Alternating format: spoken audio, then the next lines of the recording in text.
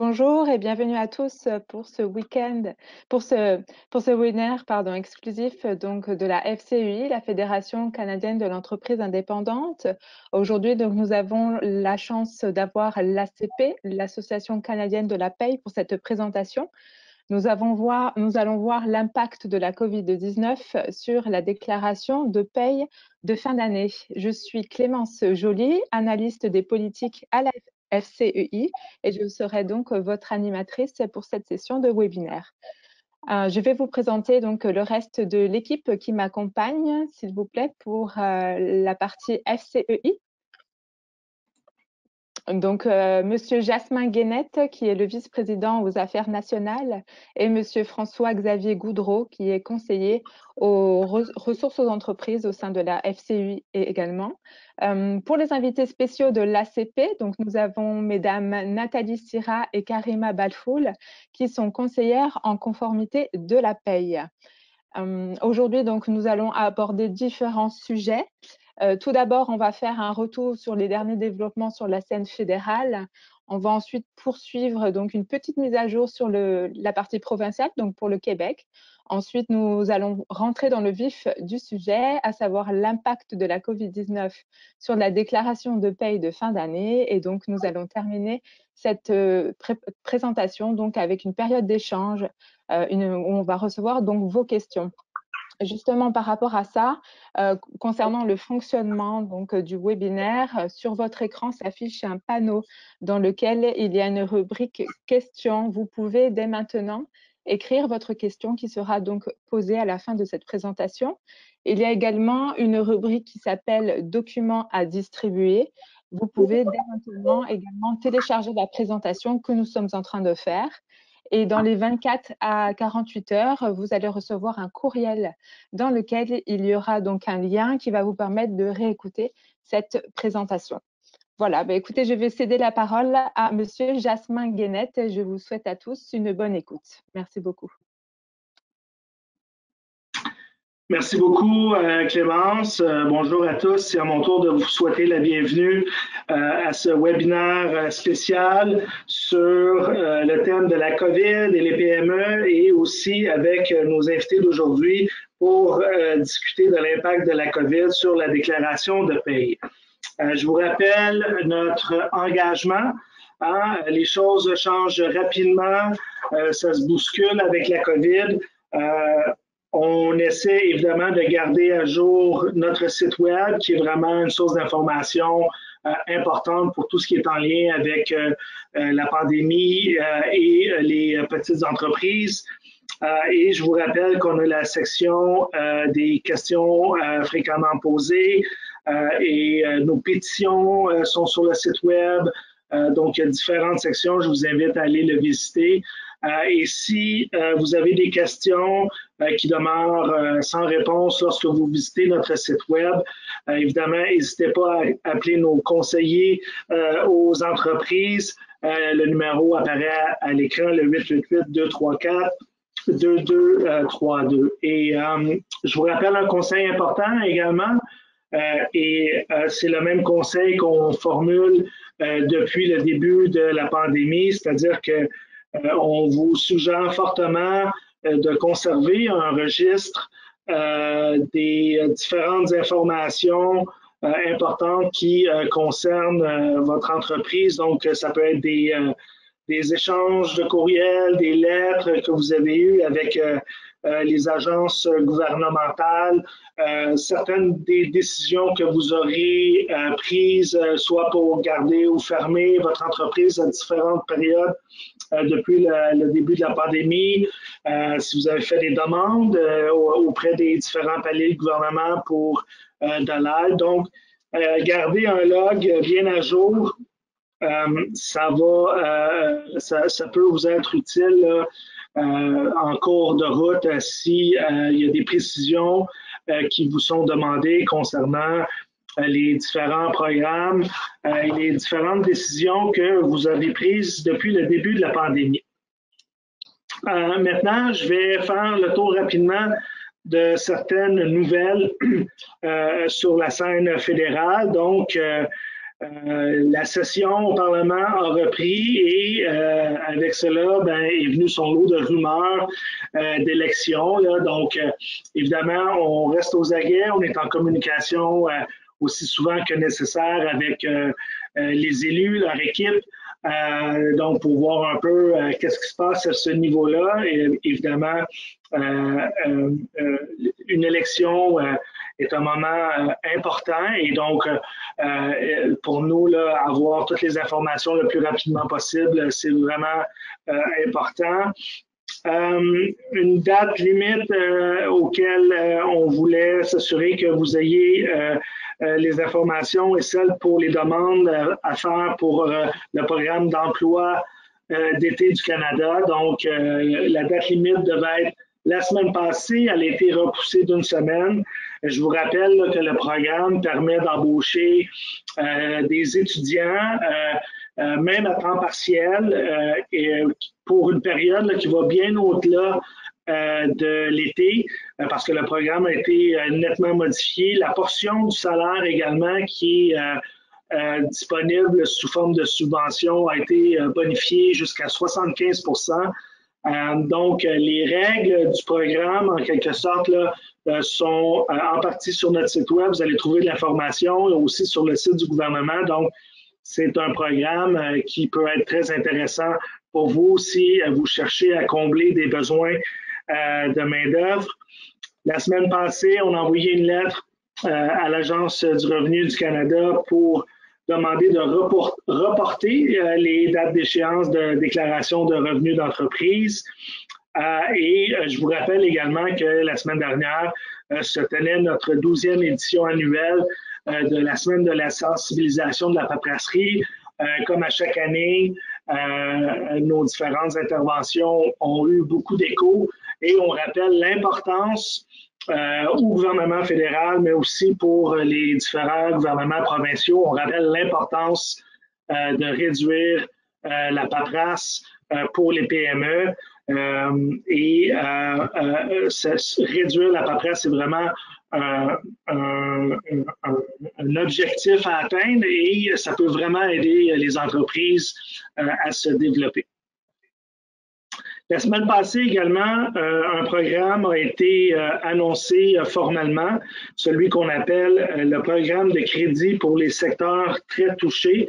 Donc, le PCSTT, c'est un acronyme que vous risquez de voir souvent là, dans les prochaines semaines. Donc, le programme est un programme de prêt entre 25 000 $ et 1 million par entité légale. Ce sont des prêts à 100% garantis par la BDC à un taux d'intérêt de 4 % et le terme peut s'étirer jusqu'à 10 ans. Il n'y a pas de garantie personnelle qui est exigée et le programme là, sera ouvert jusqu'au 30 juin 2021, donc jusqu'au 30 juin de cet été. Donc, si vous êtes éligible, si vous respectez les critères d'admissibilité, vous avez jusqu'à la fin juin pour faire des demandes. Vous devez vous adresser à votre principale institution financière et si celle-ci n'offre pas le programme, vous pourrez demander à une autre institution. Donc, il y a quelques critères qui font en sorte que vous êtes admissible au programme. Le premier, c'est que vous devez montrer que vous êtes une entreprise stable financièrement et viable avant le déclenchement au fond de la pandémie. Donc, le début de la pandémie est le 1er mars 2020 là, dans le contexte de ce programme-là. Et vous devez également avoir reçu soit la subvention d'urgence, la subvention salariale d'urgence du Canada ou encore la subvention d'urgence du Canada pour le loyer et avoir démontré une diminution de revenus d'au moins 50 % pendant 3 mois durant les 8 mois précédant la demande au programme. Donc, évidemment, là, dit comme ça, peut-être que c'est difficile à comprendre, mais les informations sont sur la diapositive ici, sur notre site web. Il y a également une adresse Internet où vous pouvez aller voir tous les critères d'admissibilité sur le site de la BDC et vous avez justement le lien pour vous rendre sur le site de la BDC. Donc, si par exemple, vous n'avez pas reçu la subvention salariale d'urgence du Canada ou celle pour le loyer, on vous demandera de faire une demande. Puis si vous n'êtes pas admissible à ces programmes-là, vous aurez à fournir d'autres documents, notamment des états financiers pour être admissible au programme. D'autres détails maintenant concernant ce programme-là. C'est également disponible pour les propriétaires uniques et ça peut être aussi disponible pour les entreprises qui se payent en dividendes avec certaines restrictions. Vous le voyez à l'écran, seulement ceux qui utilisent des dividendes comme revenus pourront utiliser le programme basé sur les montants qui ont été gagnés avant la pandémie. Donc, c'est vraiment un aspect important là, du programme. On doit être une entreprise basée au Canada et les fonds doivent être utilisés au fond pour les besoins de l'entreprise. Ça ne peut pas être utilisé, par exemple, pour payer d'autres dettes et des choses comme ça.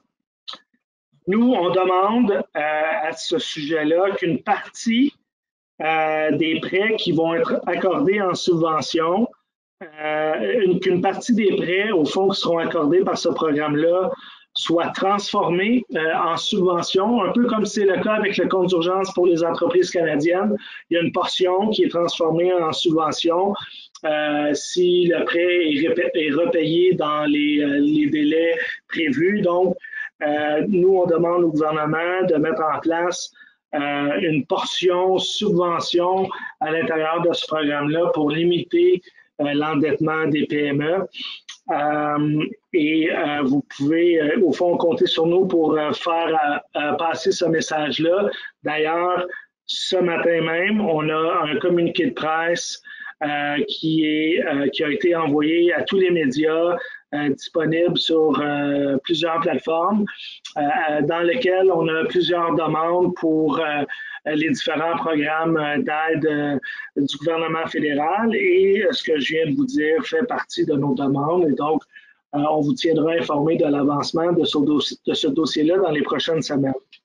Et en terminant, je veux vous dire qu'il y a un projet de loi, le projet de loi C-208 sur le transfert des entreprises familiales qui a été débattu ce lundi à la Chambre des communes. Donc, le projet de loi vise à ce que les ventes d'une entreprise familiale à un membre de la famille soient traitées de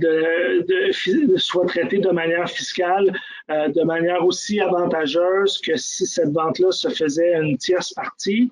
Donc, c'est un des éléments, c'est un dossier que la FCI, depuis des années, suit de très près. Tous les partis politiques fédéraux ont déposé un projet de loi pour faciliter la vente des entreprises familiales à un membre de la famille.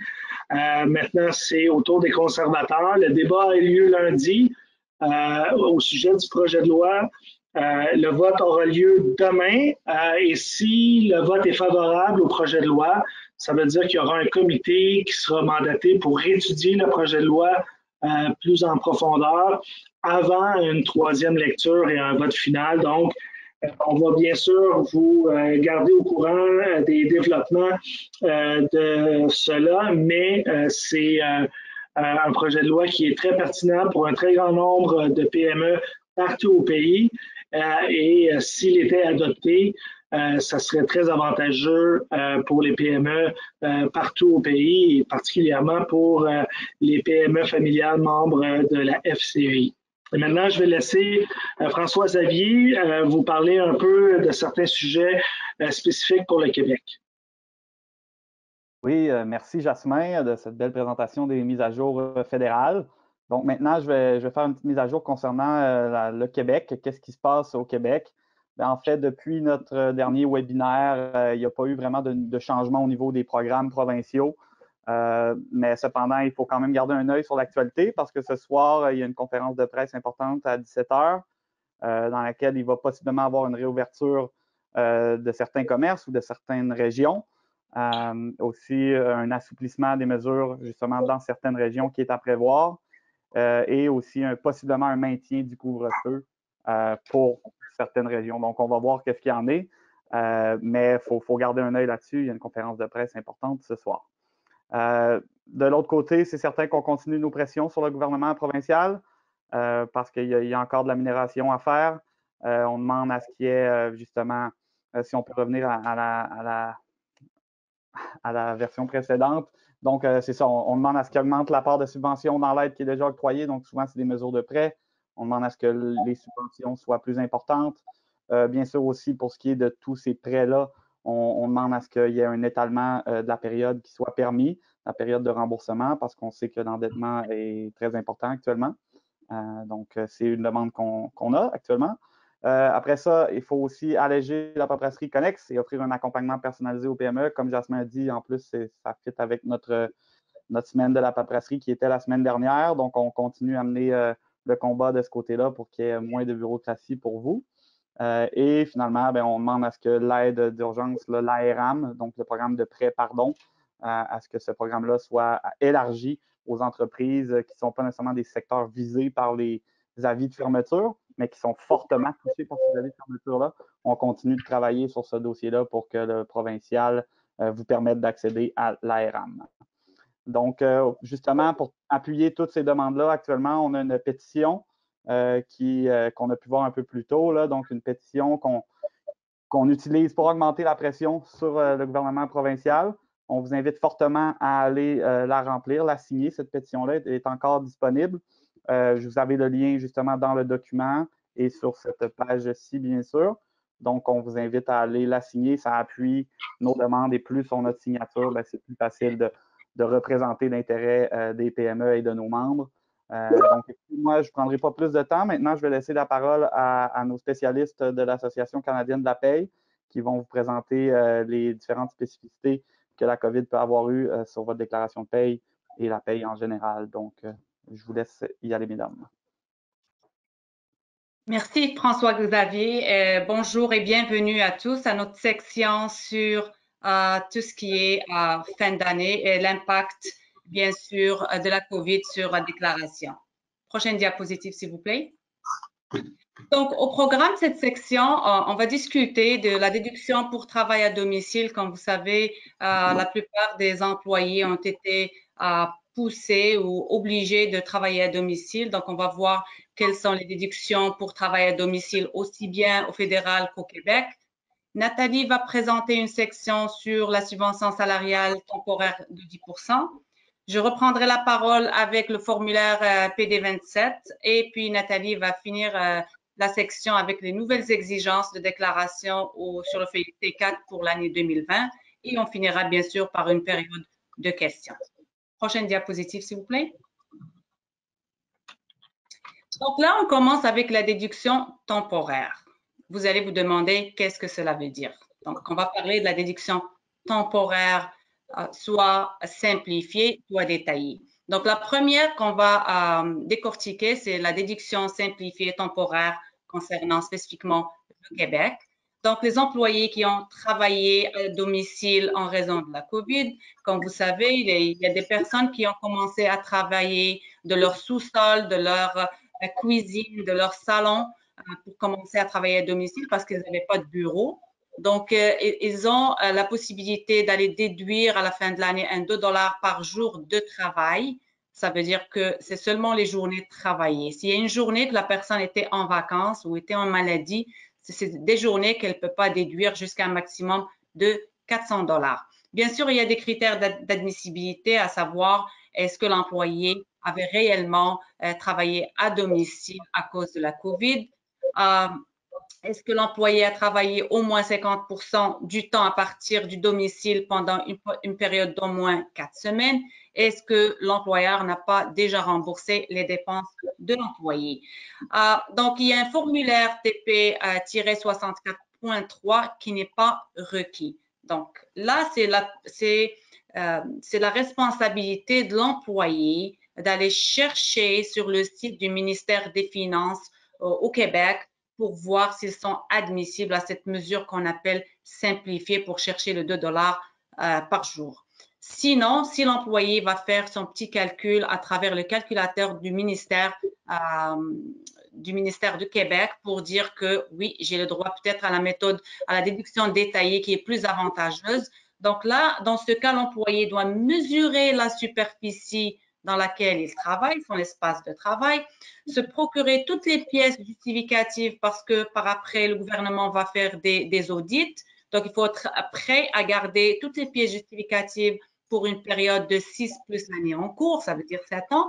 Et dans ce cas, l'employeur va produire un formulaire TP-64.3. Donc là, il faut le donner à l'employé. Prochaine diapositive, s'il vous plaît.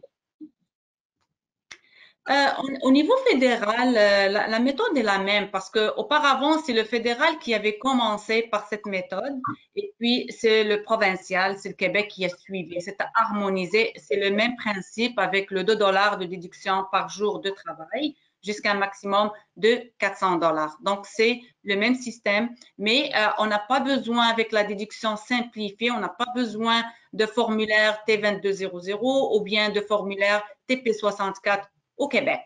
Prochaine diapositive. Donc, les mêmes conditions, ça veut dire que si l'employé va opter pour une déduction simplifiée, il y a aussi un calculateur au niveau de l'Agence du revenu du Canada où l'employé peut aller faire son petit exercice pour déterminer s'il veut demander la déduction simplifiée. Donc, dans ce cas, il n'a pas besoin de mesurer la superficie ou son espace de travail et il n'a pas à se soucier de garder des pièces justificatives ni à demander un formulaire T2200S à son employeur. Mais par contre, si l'ARC va faire des audits, des vérifications, il devrait être capable de justifier qu'il a travaillé de la maison. Peut-être qu'ils vont contacter son employeur. Donc, toujours dans le cadre de cette déduction détaillée fédérale, l'employé, s'il veut décider que c'est la méthode détaillée qu'il doit utiliser, dans ce cas, il doit faire des mesures, mesurer l'espace de travail, voir la proportion qu'il a utilisé des aires communes, parce que normalement, ici, il n'avait pas de bureau qui était initialement prévu pour travailler de la maison parce que ce n'était pas une condition d'emploi, c'est à cause de la COVID. Dans ce cas, s'il veut aller chercher plus que 400 $ pour l'année 2020, il va falloir demander un formulaire T2200S, S pour simplifier, qui est différent du formulaire T2200 normal. Prochaine diapositive. Merci. Là, je donne la parole à Nathalie. Merci, Karima. Bonjour tout le monde. Le premier programme de soutien financier aux employeurs annoncé par l'ARC était la subvention salariale temporaire qui couvre 10 % de la rémunération versée entre le 18 mars 2020 et le 19 juin 2020, et ce jusqu'à concurrence d'un maximum déterminé qui avait été déterminé au tout début par l'ARC. Prochaine diapositive.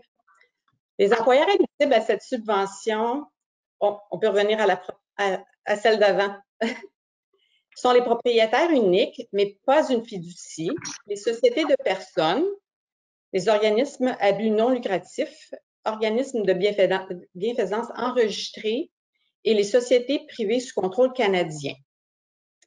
L'employeur admissible devait également avoir un compte actif au programme de retenue sur la paie, c'est-à-dire les comptes RP, enregistrés avec l'Agence du revenu du Canada en date du 18 mars 2020. Et il devait avoir versé des salaires, des traitements, des primes et toute autre rémunération à un employé admissible. Prochaine diapo. Le calcul de la subvention était 10 % de la rémunération versée.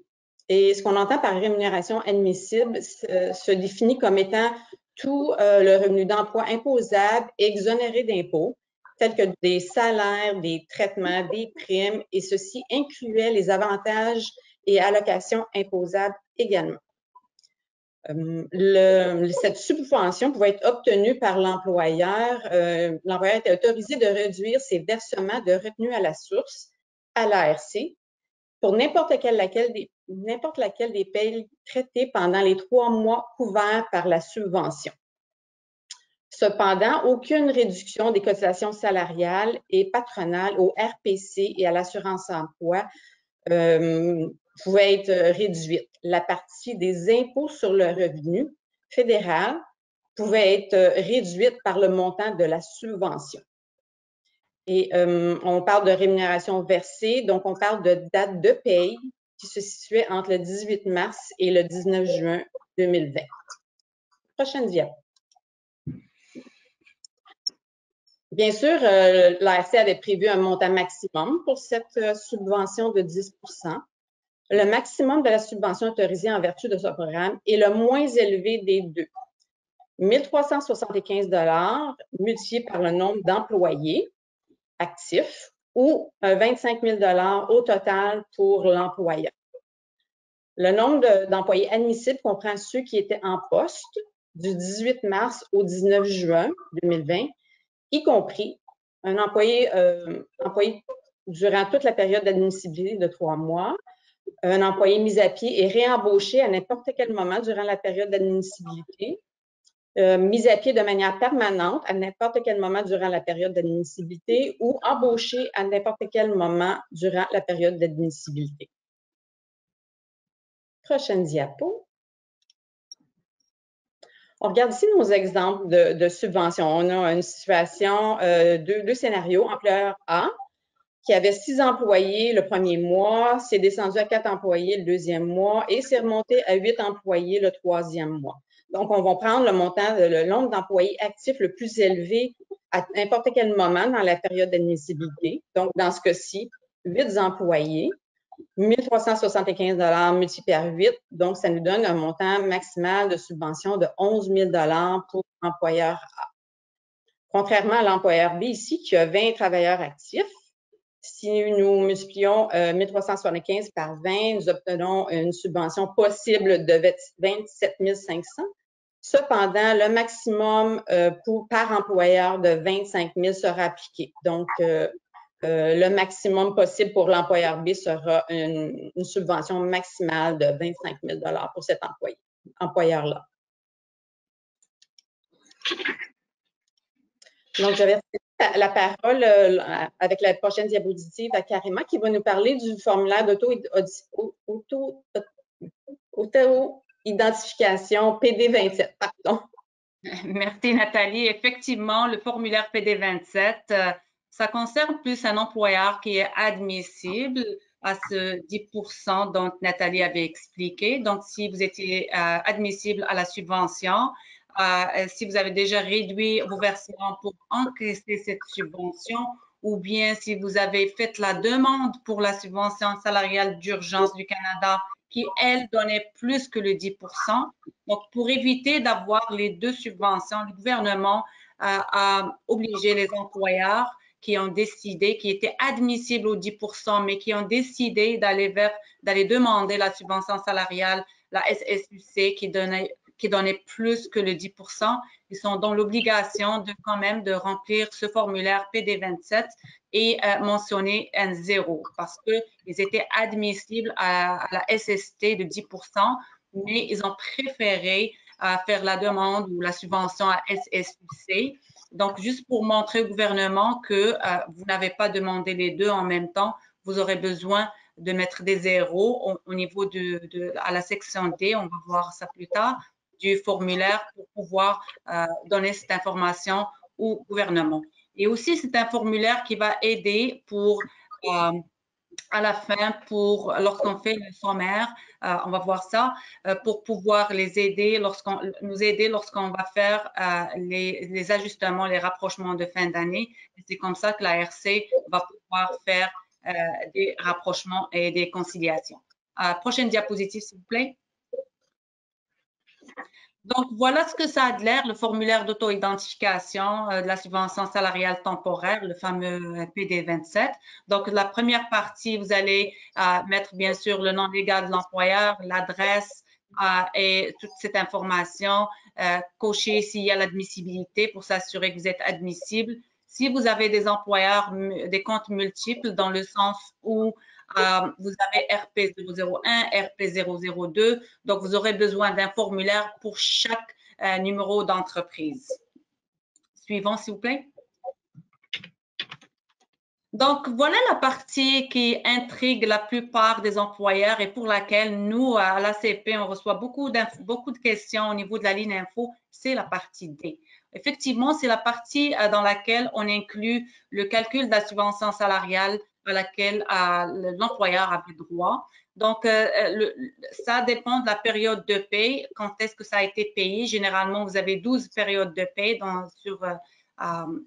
pour cette période et vous allez indiquer l'impôt sur le revenu ainsi que les cotisations RPC, l'assurance emploi et puis la subvention en termes de dollars et la subvention en termes de pourcentage. Donc là, vous remarquez, par exemple, on prend juste un petit exemple, on a une rémunération brute de 6 800 avec un impôt de 1 120, cotisation RPC de 328,72, l'assurance emploi et notre subvention, c'est bel et bien notre 10%.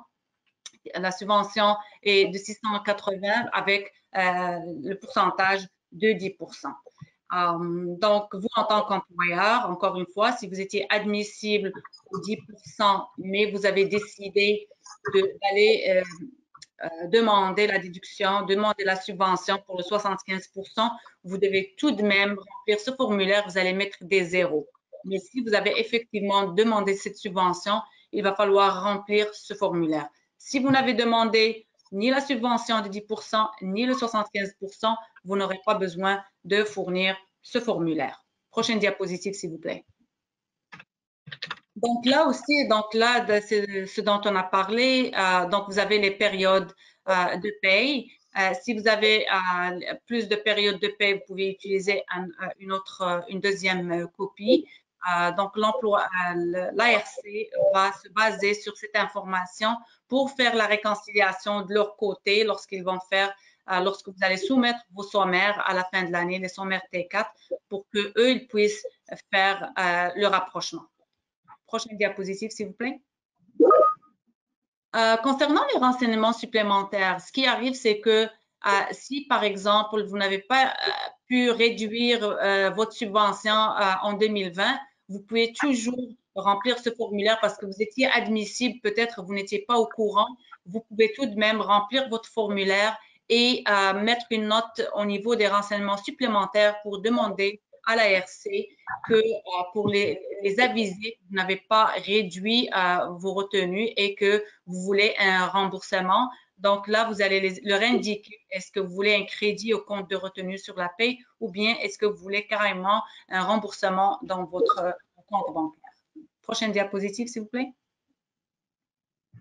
Donc, vous allez attester, l'employeur va attester que comme quoi l'information est bel et bien parfaite et correcte. Donc, la personne qui s'en charge de remplir ce formulaire ou un agent autorisé vont définitivement dater puis signer ce formulaire parce que l'ARC va commencer, après le mois de février, vont commencer à faire des audits. Donc, vous devez être capable de prouver, ou la personne qui va signer ce formulaire pour pouvoir dire, voilà ce qu'on a fait et bien sûr expliquer votre situation. Prochaine diapositive. Là, c'est Nathalie qui va prendre la relève. Merci, Karima. Donc, cette année, l'ARC nous a introduit 4 nouveaux codes, des nouvelles exigences de déclaration dans la section autres renseignements du feuillet T4. Prochaine diapo. Donc, les nouveaux codes sont pour toute une rémunération que vous déclarez normalement à la case 14 du feuillet T4 devra également être versée, être déclarée dans les codes 57 et 60 si la rémunération a été versée dans les plages de date identifiées pour chaque code. Donc, par exemple, entre le 15 mars et le 9 mai, si vous avez une rémunération versée, vous allez également la déclarer dans le code 57. Donc, l'objectif principal, bien entendu, c'est de permettre à l'ARC de faire des recoupements entre la prestation canadienne d'urgence et la prestation canadienne d'urgence pour étudiants. que certains individus ont pu bénéficier et s'assurer que les individus n'ont pas également reçu de la rémunération d'emploi qui dépasse le 1 000 $ par période de demande qui était permis. Donc, ça, c'est le but premier de ces nouveaux codes-là. Tous les employeurs sont soumis à cette nouvelle exigence-là. Et puis, il faut savoir aussi qu'il y a un certain décalage là, entre les montants, les périodes de PCU et les dates de paye qui sont incluses là, dans ces codes-là. Et il faut comprendre que cette mesure sert uniquement comme outil à l'ARC pour déterminer si un dossier sera examiné plus en profondeur et si d'autres informations seront requises. Donc, ça va être un élément déclencheur, là, cet outil-là pour l'ARC. Prochaine diapo. Ici, on a un exemple de Wanda qui reçoit de la rémunération d'emploi de 1 600 $ par période de paye et on voit dans la première colonne ses dates de paye. On voit que les dates de paye sont déterminantes dans si le montant est inclus dans le code 57, 58, 59 ou 60. Donc, sur le code 57, il y avait 4 périodes de paye qui étaient incluses dans la plage de date pour ce code-là. Donc, on va reporter 6 400 $ au total sous le code 57. Je ferai remarquer qu'au code 60, il y avait seulement 2 périodes de paye, 2 dates de paiement qui étaient inclus dans la plage de date pour le code 60. Donc, on va déclarer uniquement 3 200 $ sous le code 60. Prochaine diapo.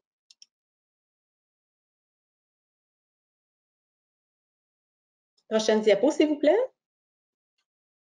Ici, on a un exemple du T4 sur lequel on a le code 57 à 60 avec des montants qui ont été déclarés dans ces codes-là. Donc, évidemment, avec l'ajout de ces 4 codes-là, en partant, on prend 4 s'il y avait de la rémunération, bien entendu, de verser. On utilise 4 des 6 espaces disponibles dans la section renseignements, autres renseignements. Donc, évidemment, si l'employeur a également d'autres avantages imposables à déclarer dans cette section-là, les 6 cases pourraient être vite complétées et l'employeur pourrait se retrouver dans la situation où un deuxième T4 est nécessaire. Donc, on parle d'une page 2, si on veut. Donc, dans un cas comme celui-là, la deuxième page va comporter seulement les renseignements supplémentaires dans autres renseignements, les codes pour lesquels on a manqué d'espace sur le premier T4. On ne répétera pas l'information dans la case 14 et 56, qui va se retrouver uniquement dans le premier formulaire. Dans le deuxième, la page 2, on va inclure le nom, l'information sur l'employeur, l'information concernant l'employé, numéro d'assurance sociale, nom d'employé, et les codes supplémentaires pour lesquels on a manqué d'espace sur le premier formulaire. Ça complète les informations sur les nouvelles exigences du T4. On est rendu à notre période de questions, je crois. Oui, tout à fait. D'abord, Karima, Nathalie, un très, très grand merci à toutes les deux pour vos présentations. Il y a eu beaucoup d'informations qui ont été transmises. Ce sera très utile pour nos membres. Je veux rappeler avant de commencer la période de questions que si jamais il y a un certain nombre de questions qui ne sont pas répondues aujourd'hui, je vous invite tous à communiquer avec nous et puis François Xavier et les autres conseillers là, se feront un plaisir de répondre à vos questions. Je sais qu'on a eu beaucoup de questions aujourd'hui et donc je vais y aller immédiatement avec la première question qui nous vient de Julie. Elle dit, concernant les 2 types de formulaires possibles, donc le formulaire simple ou l'ancienne méthode, pour les employés en télétravail, est-ce que c'est à l'employeur d'émettre les 2 ou c'est l'employé qui doit en faire la demande à l'employeur? Donc là, c'est l'employé qui doit faire son petit exercice, aller vers le site de l'ARC et ministère des Finances de Revenu Québec pour aller chercher, parce qu'il y a des calculateurs, l'employé va rentrer l'information, puis le calculateur va lui permettre de savoir est-ce que c'est plus bénéficiaire pour lui d'aller chercher un crédit jusqu'à 400 $ ou bien d'utiliser la méthode détaillée dans le sens où il va falloir des reçus, mesurer l'espace de travail et bien sûr, dans ce cas, il va falloir produire un T2200S pour l'employé et le TP 64.3 pour qu'il puisse aller chercher des crédits qui dépassent le 400 $ pour le 2 $ effectivement par jour jusqu'à un maximum de 400 $. Et même le calculateur de revenus du ministère du Québec, des Finances de Québec, lorsque vous rentrez l'information, il vous donne même la conclusion, il vous dit qu'il serait préférable d'utiliser l'une des méthodes. L'ARC vous donne juste le montant, mais le ministère des Finances du Québec vous donne vraiment ce qu'il faut faire. Il vous dit c'est plus avantageux d'aller chercher un crédit d'une méthode détaillée ou bien aller donc prendre juste jusqu'à un maximum de 400 $. Très bien, merci beaucoup Karima. Nathalie, est-ce que vous avez quelque chose à rajouter ou ça va? C'est tout à fait ça. C'est à l'employé d'utiliser les calculateurs. Les outils sont là. Puis c'est comme ça que l'employé va pouvoir déterminer quelle méthode est plus avantageuse. C'est vraiment la démarche à faire. Parfait. Merci beaucoup à toutes les deux. Une question qui vient de Guy cette fois-ci. Bonjour. J'aimerais avoir plus d'informations pour le formulaire T2200, en parenthèse bureau à la maison. Si on a utilisé la cuisine ou le salon dans le calcul du pourcentage à faire, doit-on tenir compte des heures travaillées également? Donc, exemple, 8 heures de travail sur une journée qui en compte 24, donc c'est 20% pour le loyer. Est-ce que je dois prendre 20% pour avoir des déductibles, des choses comme ça? Donc, de quelle façon doit-il procéder? Donc, la première des choses, c'est qu'on va se mettre d'accord qu'il y a deux formulaires, le T2200 et le T2200S. Le T2200S, lui, il serait juste utilisé à cause qu'on a travaillé de la maison à domicile à cause de la COVID. Par contre, le T2200 normal, normalement, si c'est une condition d'emploi de travailler de la maison, donc on a besoin réellement de produire ce formulaire aux employés pour qu'ils puissent aller chercher des crédits.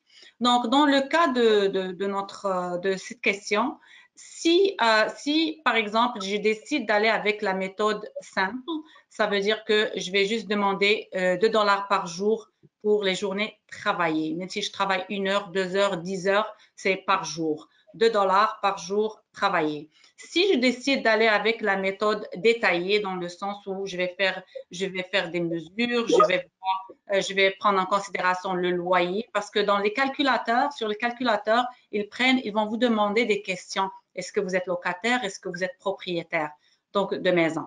Donc, dans ce cas, c'est à vous d'aller chercher cette information au niveau du calculateur et vous allez rentrer cette information et le calculateur va définitivement en décider parce que vous ne pouvez pas aller chercher $1 par jour en même temps. Vous allez vous ne pouvez pas utiliser les deux méthodes en même temps. C'est soit l'une, soit l'autre. Parfait. Merci beaucoup pour cette réponse fort éclairante. Je vais poursuivre ici avec une question de Maxime.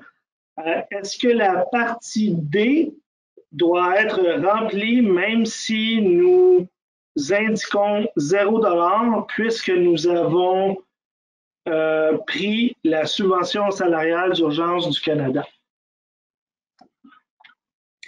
Effectivement, oui, il faut remplir cette section avec 0 parce que l'employeur était admissible au 10%, même s'il n'a pas demandé cette subvention, parce que le gouvernement veut s'assurer que cet employeur n'a pas demandé les deux. Donc, en justifiant, en envoyant ce formulaire, vous allez testifier et justifier que vous n'avez pas demandé le 10%, mais par contre, vous avez demandé le 75%. Parfait. Je vais poursuivre ici avec une question qui n'est pas en lien avec la déclaration de paye, mais plutôt avec les programmes fédéraux. qui ont été brièvement là, mentionnés en tout début de webinaire. Donc, Jean-Pierre demande, est-ce que tout type d'emploi d'été aux étudiants peut être financé? Donc, j'imagine que c'est dans le cadre du programme Emploi d'été à Canada. Donc, François-Xavier, est-ce que tu veux prendre une petite minute pour répondre à cette question? Certainement, je vais prendre un peu de temps. Il faut comprendre que, bon, c'est un peu flou comme question, mais oui, tout type d'emploi pourrait être sélectionné. C'est une autre chose qu'il faut comprendre aussi avec Emploi d'été Canada, c'est que même si dans les critères, vous voyez que vous êtes admissible, ça ne veut pas dire que vous allez être sélectionné pour la subvention parce qu'il s'agit d'un programme avec un budget limité et seulement les meilleures candidatures vont être retenues. Donc ça, c'est un point très important à clarifier avec vous. Mais tout type d'emploi que vous créez, donc il faut que ce soit une création d'un nouvel emploi ou de plusieurs nouveaux emplois, serait admissible. Mais comme je dis, c'est certain qu'un emploi de moins bonne qualité a de moins bonnes chances d'être sélectionné par le programme, puisque dans les critères de sélection, c'est justement la qualité de l'emploi qui est le facteur numéro 1, si je peux dire. Donc, c'est ça. Merci François-Xavier et je vais poursuivre avec une autre question concernant la présentation en tout début de webinaire. Au fond, Martha demande pour le nouveau programme de crédit pour les secteurs très touchés. Si nous avons des pertes de revenus de plus de 50% en avril et mai et également en janvier 2021, mais si ce n'est pas dans une période de 8 mois, nous ne sommes pas admissibles, point d'interrogation. Je vais y aller avec un début de réponse. Donc, les paramètres du programme, effectivement, donc, demandent à ce que la perte de revenus soit pour 3 mois de plus de 50%, 3 mois qui n'ont pas à être consécutifs dans les 8 mois précédant votre demande. Et donc, c'est bien important de bien comprendre ces critères-là, et je vais le répéter. Donc, c'est pour les entreprises qui ont démontré une diminution de revenus d'au moins 50% pendant 3 mois dans la période de 8 mois précédant la demande. Et donc, si vous répondez à ces critères spécifiques-là et que vous avez par ailleurs là, la documentation nécessaire et que vous respectez les autres critères, en principe, vous pourrez avoir accès à ce nouveau programme. Et comme c'est le cas pour la présentation de nos invités aujourd'hui, ou comme c'est le cas de la présentation qu'on a fait sur les différents programmes, si vous avez des questions qui demeurent en suspens, comme je disais au début du webinaire, ça va nous faire plaisir de répondre à vos questions, soit si vous nous envoyez un courriel ou encore si vous nous téléphonez. Je vais poursuivre avec une question de Michel. Dans le formulaire PD27, si on est du Québec, est-ce que l'on met le montant de RRQ à la place du montant du RPC? Nathalie, veux-tu répondre ou je réponds? Vas-y, Karima. Oui, donc ce formulaire, c'est un formulaire fédéral et puis il s'agit des remises au palier fédéral. Ça veut dire RPC, l'impôt fédéral et puis l'assurance emploi. Parfait, merci beaucoup pour ces précisions-là. Maintenant, une question de Serge qui concerne également le formulaire PD27. Nous avons utilisé le 10% et le 75%, donc j'imagine qu'il parle des deux subventions. Mais nous avons comme déduit le 10% du 75%. Est-ce que nous devons uniquement remplir ce formulaire en parlant du PD27? Oui, effectivement, il faut le remplir, même s'il y a eu la déduction. Donc, il faut absolument le remplir parce que l'employeur était admissible. Du moment que vous étiez admissible, que vous aviez, bien sûr, parce que par principe, avec le 75%, vous étiez dans l'obligation de soustraire tout ce qui est 10%, mais c'est pas tout le monde qui l'avait fait. Il y a eu, au départ, il y a eu des mésententes et puis les employeurs se sont retrouvés en train de demander le 75% et le 10%. Donc, c'est pour ça que le gouvernement a mis sur place ce formulaire pour dire attention, vous ne pouvez pas aller demander les deux. Je comprends. Et donc, encore, toujours parlant de ce formulaire PD27, l'IET demande une question aussi. Quand le formulaire PD27 doit-il être produit? Nathalie, tu peux aller avec? Dès que l'employeur était admissible à la subvention salariale temporaire soit a réduit ses remises d'impôt fédéral, doit compléter le PD27 pour identifier les montants de subventions dont il a bénéficié. Et puis, s'il était admissible et ne l'a pas utilisé, n'a pas réduit ses remises fédérales, mais a bénéficié d'utiliser la subvention salariale du Plan du Canada, doit également compléter le PD27 en inscrivant comme montant de subvention 0 et comme pourcentage 0 pour communiquer à l'ARC le fait qu'il n'a pas utilisé, n'a pas réduit ses remises, de sorte que sa subvention salariale d'urgence ne sera pas impactée ou ne sera pas revue à la baisse là, en fonction de ce 10%-là. Donc, oui, le PD27 sera complété par ces employeurs-là. Et aussi, j'aimerais mentionner quelque chose de très important, c'est que ce formulaire, l'ARC n'a pas vraiment donné une date butoir pour le produire, mais la bonne pratique, c'est de le produire avant la fin du mois de février pour qu'il puisse faire la réconciliation avec la production des feuilles T4 et son. Et est-ce qu'il y a une date limite là, pour tout envoyer ou c'est vraiment selon? C'est une bonne pratique. Il n'y a pas vraiment de date butoir comme la production des feuilles T4 et sommaire ou bien pour les relevés 1. Ils ont dit que c'est la bonne pratique, c'est qu'on l'ait avant la fin du mois de février pour qu'on puisse faire le rapprochement. Très bien, très bien. Merci pour ces précisions-là, c'est fort apprécié. Ici, on a une question de la part de Aram. Est-ce que dans la case 14, on doit inclure ou déduire les montants des codes 57 à 60? Non, on va déclarer tout ce qu'on déclare normalement à la case 14 et en plus, on va déclarer la rémunération brute versée dans les plages de date dans les codes 57 à 60. Donc, si on met des sommes dans 57 à 60, on ne vient pas réduire la case 14 de ces sommes-là. C'est en supplément. On déclare également dans les codes supplémentaires 57 à 60. Très bien. Et poursuivre une question de Joanne. Pour les dates des cases 57 à 60, est-ce que ce sont les dates travaillées ou payées? Les dates de paye, les dates de versement. Donc, la période de paye n'a pas d'impact là-dedans. C'est vraiment basé sur la date du paiement qui se retrouve dans cette plage de date-là.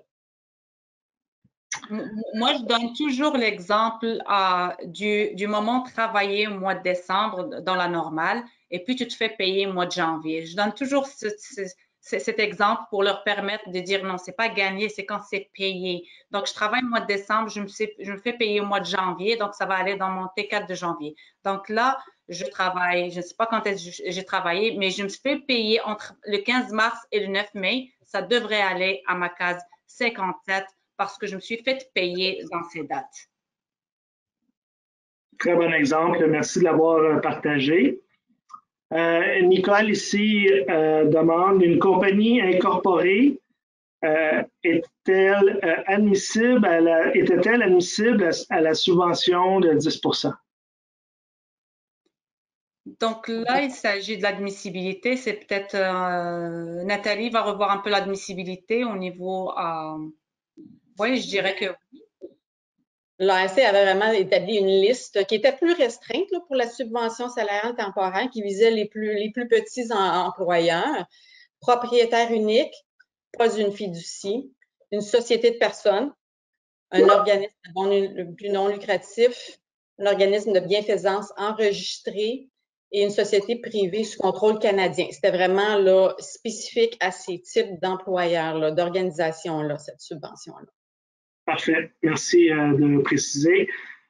Ici, pour la production des T4, est-ce que vous savez si les logiciels pour faire les déclarations T4 là, vont répartir les montants dans les cases ou si nous devons le faire manuellement?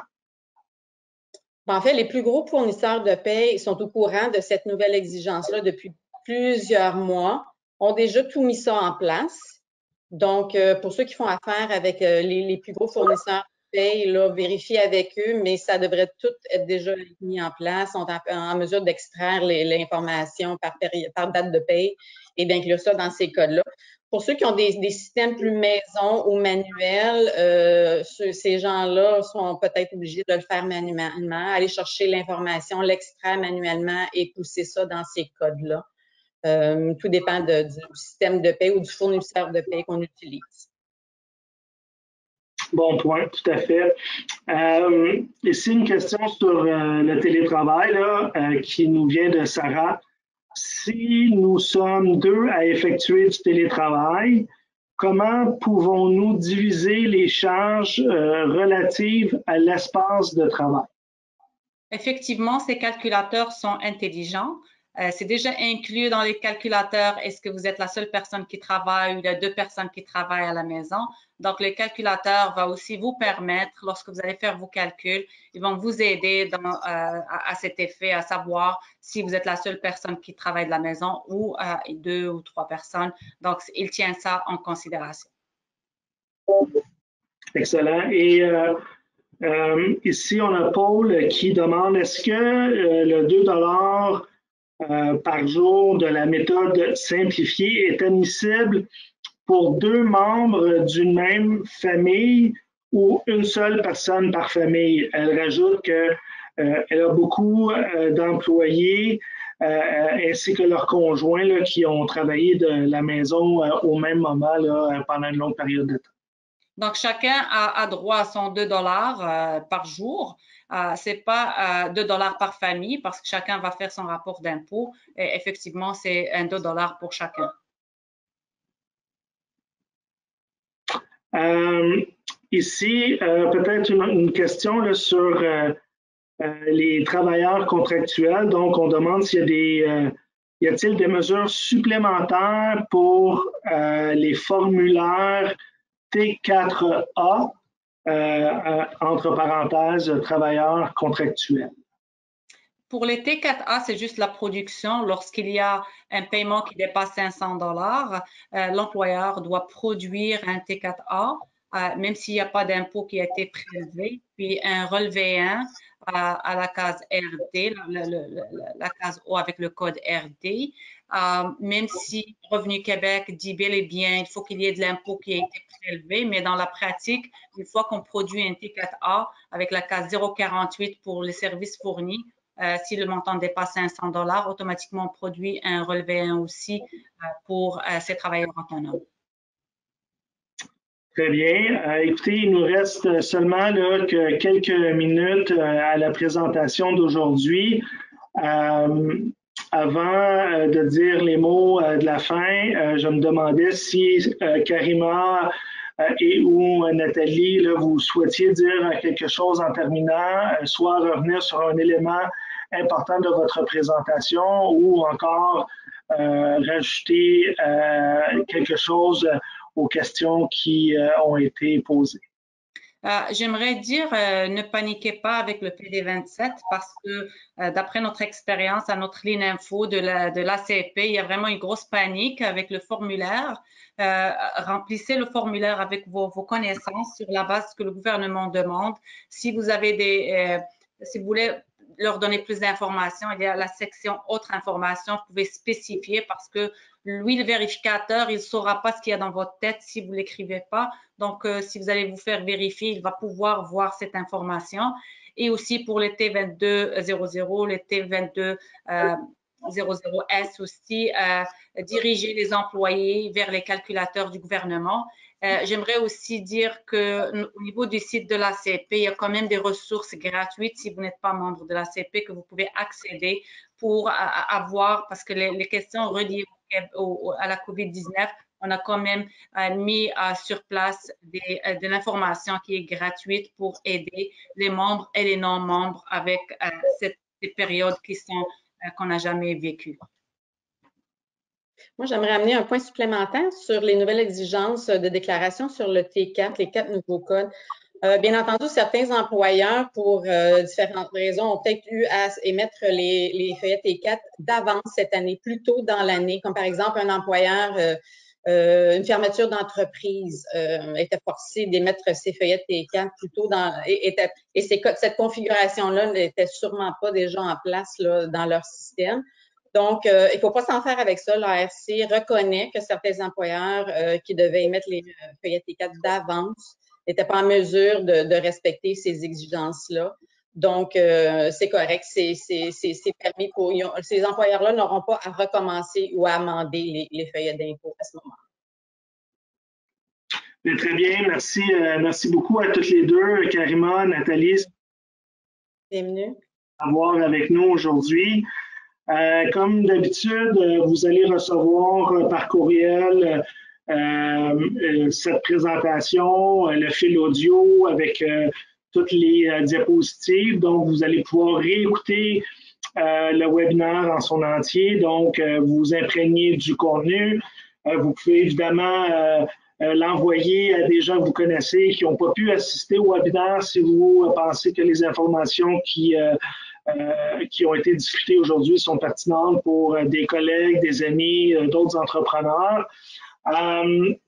Donc, lorsque vous allez recevoir évidemment aussi l'enregistrement, vous pourrez à ce moment-là poser des questions. Peut-être qu'on n'a pas eu le temps de poser et de répondre à vos questions aujourd'hui. Donc, ce sera une autre opportunité d'envoyer vos questions. Je veux remercier en plus de nos deux présentatrices aujourd'hui, mes collègues François Xavier, Rachel et Clémence de leur excellent travail dans l'organisation du webinaire aujourd'hui. Peut-être que vous m'avez vu à l'écran, et ainsi que François Xavier, là, mais sans le travail en arrière de Rachel et de Clémence, on ne pourrait pas avoir le webinaire aujourd'hui. Encore une fois, là, je vous souhaite de passer une belle fin de journée. On aura un webinaire spécial la semaine prochaine avec des gens de l'Agence du revenu du Canada pour répondre à d'autres questions en lien avec les impôts dans le contexte de la COVID. Donc, je vous remercie d'avoir été avec nous en si grand nombre aujourd'hui. Je vous souhaite de passer une belle fin de journée et j'espère vous retrouver la semaine prochaine pour notre prochain webinaire. Merci à tous.